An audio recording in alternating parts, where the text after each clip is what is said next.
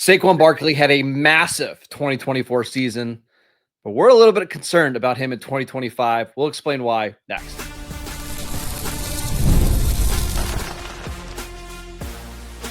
You are Locked On Dynasty Football, part of the Locked On Podcast Network. Your team every day.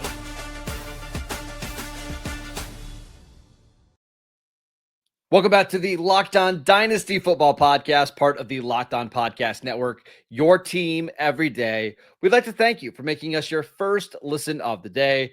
This episode is brought to you by Monarch Money. Take control of your finances with Monarch Money. Use code LOCKEDONNFL at monarchmoney.com for 50% off your first year. Welcome back. I am your host, Marcus Mosher. You can follow me on Twitter at Marcus_Mosher. You can also check me out over on the Locked On Cowboys podcast.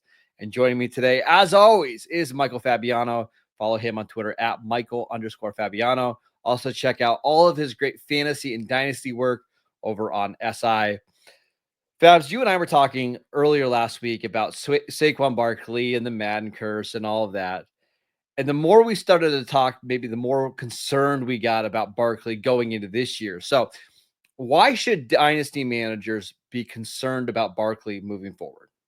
Well, first off, even if you're not one of those folks who's crazy like me, who looks at these curses and these Madden curses and that kind of thing, and maybe I take it into account, maybe I don't, but I think it's fun to take a look back. Sure. Statistically and historically, everything that Barkley accomplished last year in terms of workload and yardage is going against him ever producing at that level again. So we'll start with the curse of 370.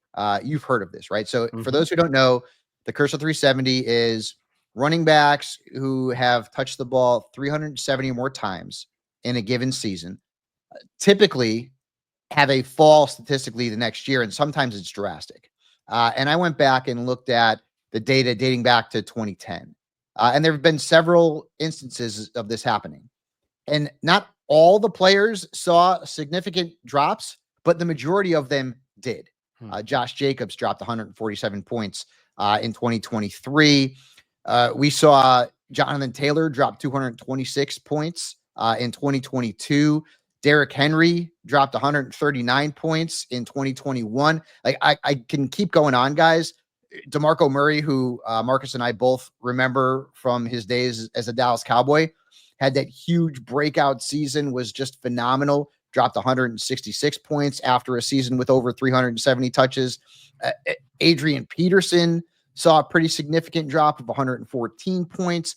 The only two running backs who didn't see, well, I'll say three, who didn't see significant drop-offs were Ray Rice, who actually is the only player, Marcus, who scored more points the following year. He had 370 touches in 2010, and then he had 367 the following year, and he scored 96 more points. Steven Jackson saw a decrease of 21 points. That was back in 2011. Ezekiel Elliott saw a drop of only 17.4 points back in 2019.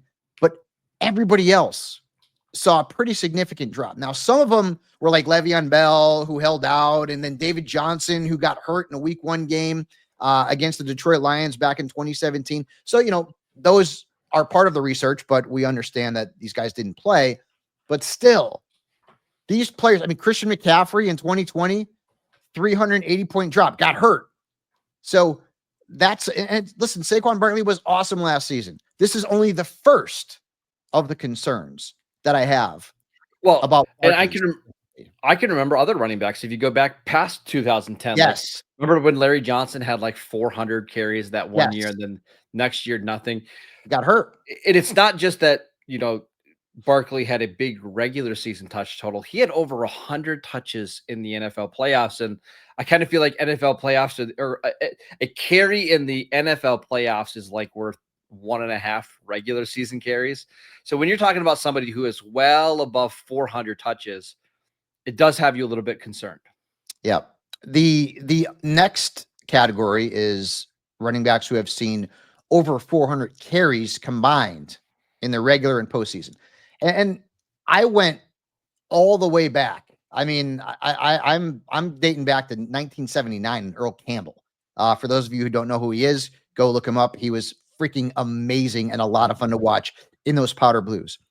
So there is a long list of players who have seen over 400 carries between the regular season and the postseason. And Larry Johnson, as Marcus said, is one of them.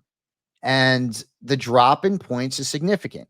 In fact, out of the group, and this is dating back to 1979, there is only 3 or 4 situations where a running back was better the following year. Eddie George was better in 2000, and it wasn't significantly better. Emmitt Smith twice was better, but they don't build them like Emmitt Smith anymore. I mean, we can go back to those guys. Eric Dickerson. There are so many players who saw a high number of carries in a single season, and they just dropped off. Curtis Martin. He had a phenomenal season. I believe it was his age 31 season, 2004. And then the following year, he dropped 181 points. And this is not just, I mean, Sean Alexander dropped 234 points in 2006. Larry Johnson, as I mentioned, 244. Arian Foster in 2013 dropped 194 points. Guys, I could keep going on and on and on, but the trend is of players with 400 plus carries between the regular season and the postseason, their stats decline the following year. So now that's two scenarios where Barkley has to make hurdles in order to produce great numbers. Here's the third one, the 2,000-yard rushing class. Now, Barkley's the 9th guy to join that group. Marcus, every single running back who's rushed for 2,000 yards in a single season has seen a decline of no fewer than 99.4 fantasy points the following year. That's Eric Dickerson in 1985. And I love going back in history. You know that. Eric Henry dropped 140 fantasy points after going for 2,000. Adrian Peterson dropped 115. Chris Johnson dropped 120. Jamal Lewis dropped 161. Terrell Davis, my pal, dropped 345 because he got hurt. Barry Sanders, the great Barry Sanders, dropped 114 points. O.J. Simpson dropped 115 points. And Eric Dickerson dropped 99.4 points. I get it. When you look at Saquon Barkley's numbers last year and you're fired up because this guy was so amazing, guys, that was last year.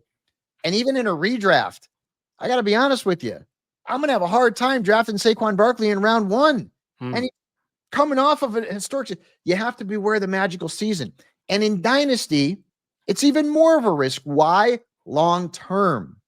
And how old is Saquon Barkley, Marcus? I mean, 27, 28 years old. 28 now, yep. He is not a young running back. So if he comes out and follows the trends of these 3 statistical categories that I brought up and the Madden curse, for those of you who look at that, and he has a bad 2025, he's only going to go downhill from there. The other thing that 29, 30, and then, we also saw reports about, maybe he retires in the next couple of seasons. He's become a huge risk, Marcus.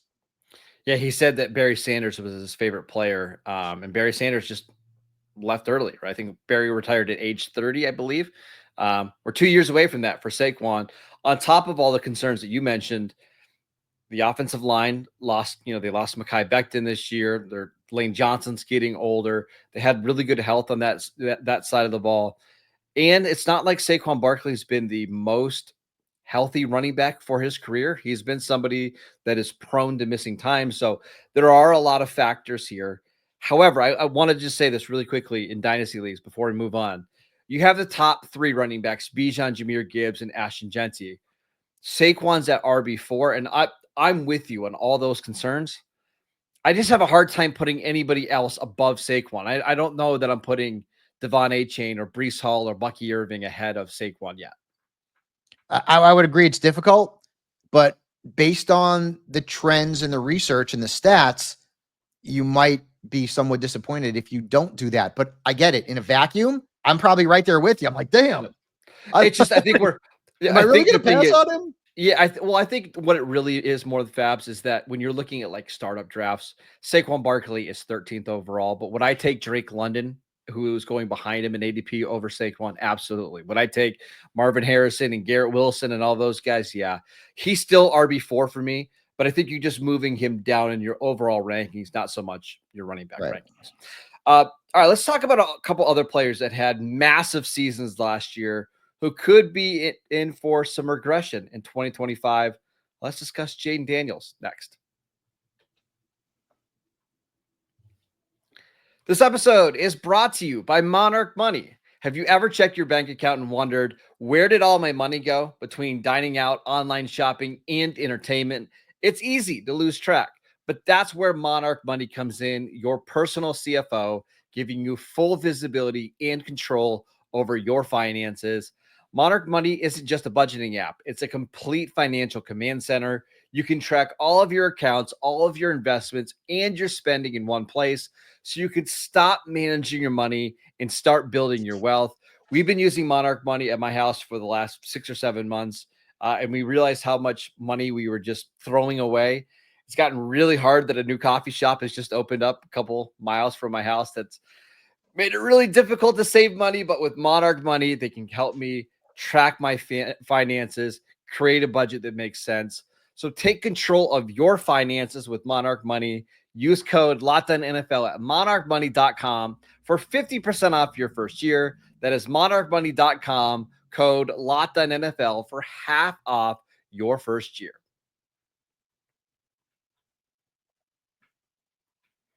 Welcome back to the Locked On Dynasty Football Podcast. We'd like to thank you for making us your first listen of the day. We're discussing 3 players who had monster 2024 seasons that we're just a little bit concerned about moving forward. And let's go with Jayden Daniels, who had maybe the best rookie season we've ever seen from a quarterback. He took the Washington Commanders to the NFC Championship game. He's currently right now quarterback 3 in Dynasty Leagues, Fabs. His ADP is almost the same as Lamar Jackson. Why are you a little bit concerned about Daniels moving forward? Well, before we get in, I loved him. He was my big breakout quarterback from last year. I didn't expect what he did, but he sure produced amazing numbers. And like you said, getting a team to the NFC Championship game as a rookie is just phenomenal. Mm-hmm. But when you look at stats, and once again, I love looking at the historical stuff, just from a rookie quarterback perspective, okay, we've had a very small list of rookie quarterbacks who scored 250 or more fantasy points, but 3 of them came last year, believe it or not. Daniels, Bo Nix, and then Caleb Williams was at 254.4. Prior to that, the majority of the rookie quarterbacks who scored over 250 points did see a decline the following year. Now, it's not as drastic as what I saw with the data with like Saquon Barkley with the 2,000-yard rushers and the 370 touches and the 400 carries. But most of the quarterbacks did see somewhat of a decline, but it wasn't as drastic. So, for example, Dak Prescott saw a decline of 26 fantasy points. CJ Stroud saw a decline of 56 fantasy points. Robert Griffin III, remember, he got hurt. He saw a bigger decline, 104 points. Cam Newton saw a decline of 47 points. But then on the positive, Justin Herbert actually scored 48 more points than he did as a rookie. Kyler Murray scored 93 more points than he did as a rookie. Andrew Luck scored 16 more points than he did as a rookie. So I think really the only thing that would concern me with Daniels is because of his style of play. Does he, suffer some sort of injury? We hope that doesn't happen. I would also tell folks in redrafts that what Daniels did last year is probably not something he's going to duplicate. Now, I'm not saying he's going to have a 100-point decline, but if you look at the historical stuff, there has been more situations where a quarterback who has gone over 250 as a rookie does see a decline than situations where they actually are better. But they brought in Deebo Samuel. Obviously, they have Terry McLaurin, who's maybe not Marcus's favorite, but still was very good last season. I like Terry McLaurin. They have the same sort of weapons and talent, and the offensive line is fine. And so there's nothing that points to me being concerned about Daniels long term. But we also didn't see that with CJ Stroud last season, and CJ Stroud saw a decline of 56 fantasy points. So just keep that in mind. I'm not telling you to downgrade Jayden Daniels by any stretch of the imagination. You guys know I adore rushing quarterbacks. Yes, we love Jayden Daniels. Yes. But, I mean, listen, when you're coming off of like an historic magical type season, they're very hard to duplicate. Yes. Very hard. And that's the whole point. Like, if you're expecting that to be the floor for Jayden Daniels, you're probably going to be disappointed. Again, we think he's an amazing quarterback. There are just some signs that get you worried. Like, number one, they played a 4th place schedule last year. They had the number 2 overall pick in the draft. They had a very, very soft schedule. That's not going to be the case this year. It's a much harder schedule, not only because they're playing a 2nd place schedule, but because the NFC East is playing the AFC West and NFC North.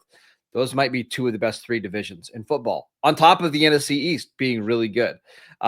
We've seen Cliff Kingsbury's offenses look really good one year and then kind of regress back. Look at Kyler Murray. There was that year where the Cardinals started, was it 10-0, 10-1? And then the following year, they kind of got figured out. And now I'm hopeful that Cliff has expanded his offense. We'll see. I also don't, I think we've talked about this before. I don't love what the Commanders did this offseason with their weapons. I thought Deebo Samuel like pretty washed in San Fran last year. He's another receiver that's taken a bunch of hits. Terry McLaurin is, I think, 30 or 31 now. He's 30, yeah. 30. Zach Ertz, they brought Zach Ertz back, and Zach Ertz was pretty toast last year. This just feels like a very old offense. And it wouldn't be surprised with, Zach Ertz and Deebo Samuel, 2 guys who get banged up and miss a lot of games, if they get banged up and miss a lot of games this year. So I wouldn't be surprised if he just has a down year. I still have Jalen Hurts ahead of Jayden Daniels in dynasty rankings for me because I value the rushing touchdowns so much. But he's still a top 5 dynasty quarterback easy, top 4 dynasty quarterback easy. We're not saying to sell off Jayden Daniels, but just be prepared for a potential sophomore slump because it happens with all these quarterbacks. You know what I hear from Marcus Mosher on a real football perspective? I hear a Marcus Mosher who's predicting the Cowboys to win the NFC East because how often has a NFC East team gone back-to-back winning that division? What's it been, like 26 years? And the Commanders have a tougher schedule. And as he mentioned, maybe there's a little bit of age on the offense. No, I'm not. I'm seeing the underlying theme there, Marcus. No, I think Philly's going to run away with this division. Honestly, I just think Washington had a really good season last year, but man, go back and think about some of the games they won late on, like a Hail Mary against Chicago, Bears, or a game like in week 18 against the Cowboys where they were down by a bunch early with Trey Lance playing at quarterback. Like, I wouldn't be surprised if this is a good team, a 9-win team, a 10-win team, but not an NFC championship caliber of team. That's all. I got you. Listen, man, I got to poke you a little bit. A little fun. So. We can talk about the Cowboys. I think the Cowboys are going to finish 3rd in their division, but this might be a division that has 3 playoff teams. I wouldn't surprise me either. We shall see. You're a little bit more pessimistic than I am. Well, no, it's just because Brian Schottenheimer thing drove me nuts. I don't want to get stuck in on that rabbit hole. So that's all right. All right, let's talk about a couple other players who had fantastic 2024 seasons who could regress in 2025. We'll get to Brock Bowers next.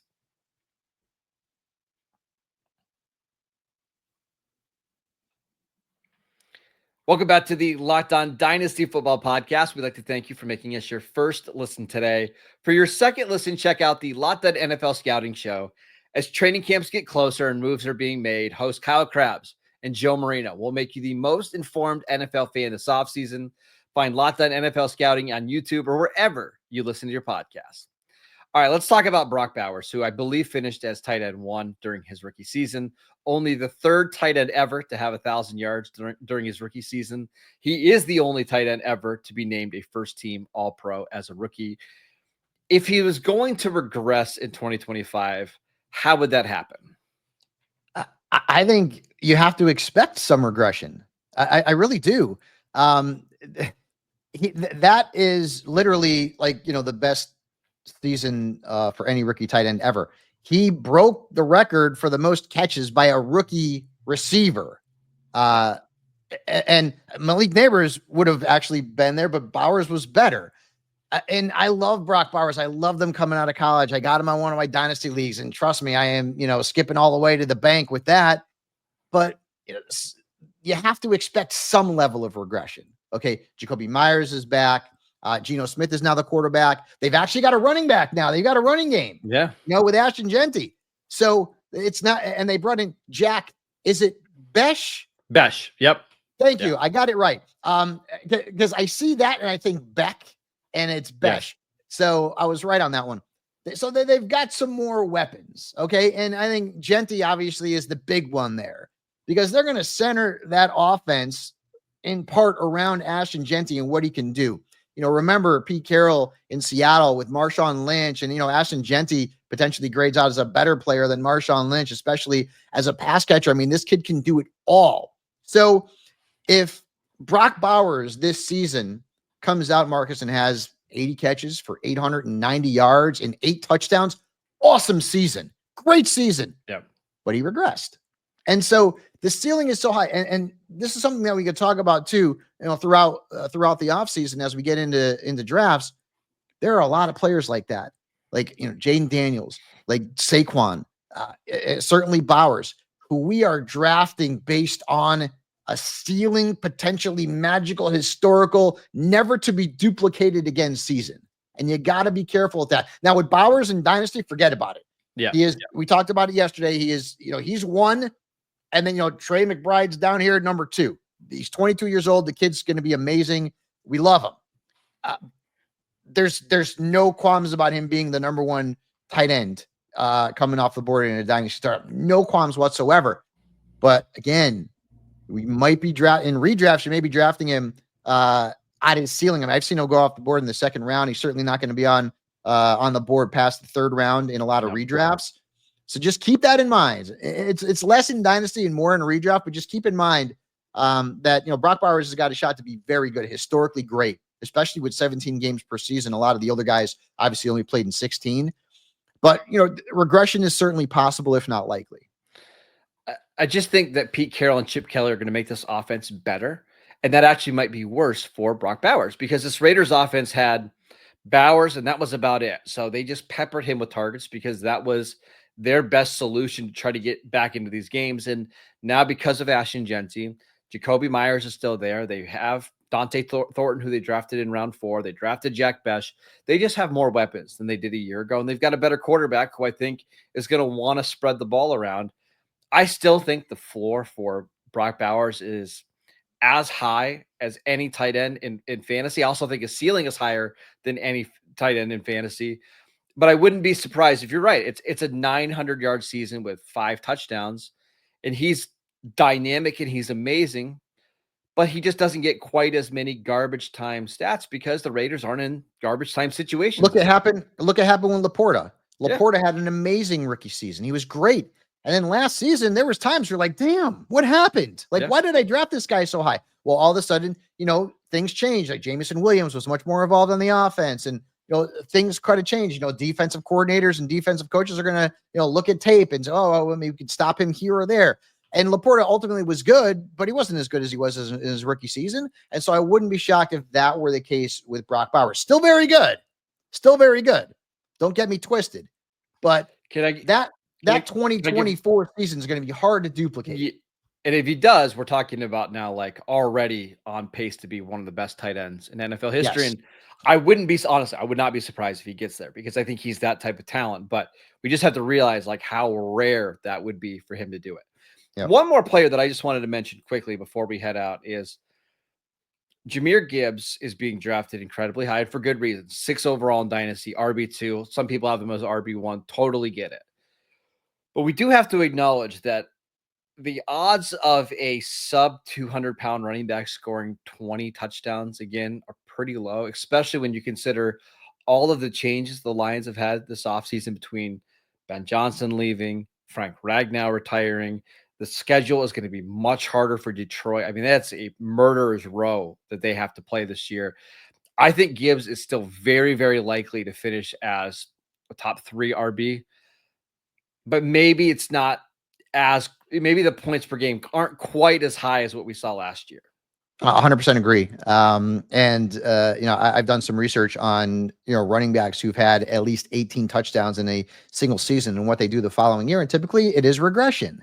And we hate to say it, but I mean, as analysts, you can't overlook the fact that some of these players produce numbers that are going to be very hard to duplicate. I mean, this is in the time of the Emmitt Smiths and the Barry Sanders, and even Barry Sanders, as I mentioned, in the year after his 2,000-yard campaign, the numbers went down. But if Gibbs has 14 total touchdowns and the yardage is still pretty close, I mean, it's still an excellent season. It's still an excellent season. And think about how many things went well for Gibbs last year. Like, for example, the defense was really bad because of all the injuries. So they had to continue to put up these points. Yes, Montgomery got banged up too. Yep, the game against Buffalo where they were just down the whole game and he's getting 1 million touches. And you're right, David Montgomery missed time, and that led to Gibbs getting even more touches. Maybe those things won't fall the way they did. And again, you'll see a regression. Maybe it's 1,700 total yards and 14 touchdowns, which is an awesome year. He's going to be a top 3 running back if he posts those numbers, but maybe it's not 1,900 yards and 20 touchdowns. That's right. Exactly. I would say that a bigger statistical drop-off is likely from Saquon Barkley than it would be from Jahmyr Gibbs.